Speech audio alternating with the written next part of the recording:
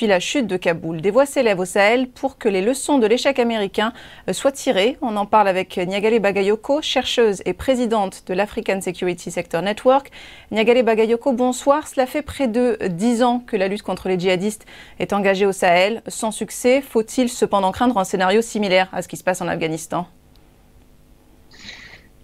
Comparaison n'est pas raison et les situations, notamment locales, sont évidemment très différentes.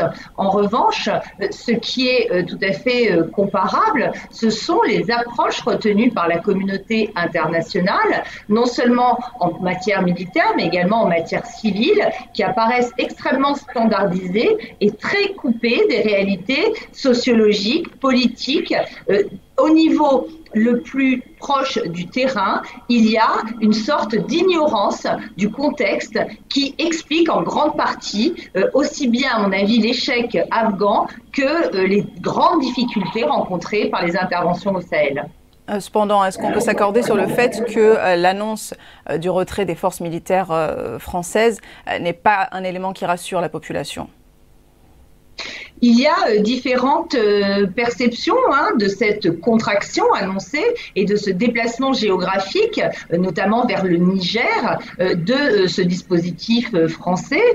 Selon certains, on est en train de passer, ce qui est perçu comme positif, à davantage de marge de manœuvre pour une approche plus politique de la gestion de la crise.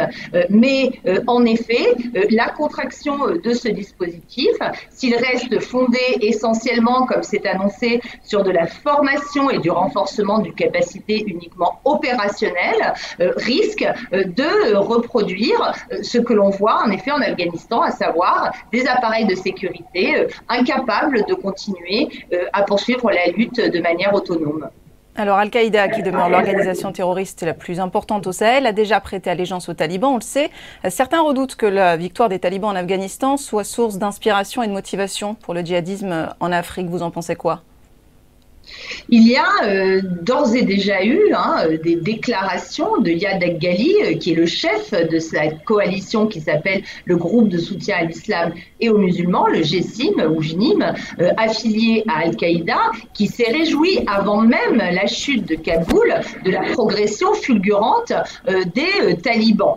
Donc effectivement, il y a une sorte d'élément de remotivation des troupes djihadistes à travers cette victoire, mais cependant, là encore, il faut se rendre compte que aussi bien le combat taliban qui était très national que les capacités de ces groupes qui diffèrent de celles des talibans, notamment parce qu'ils n'ont pas de branche politique et parce qu'ils n'ont pas exercé le pouvoir, sont loin d'être similaires et la victoire est loin, là aussi, militairement, d'être à portée de leurs mains.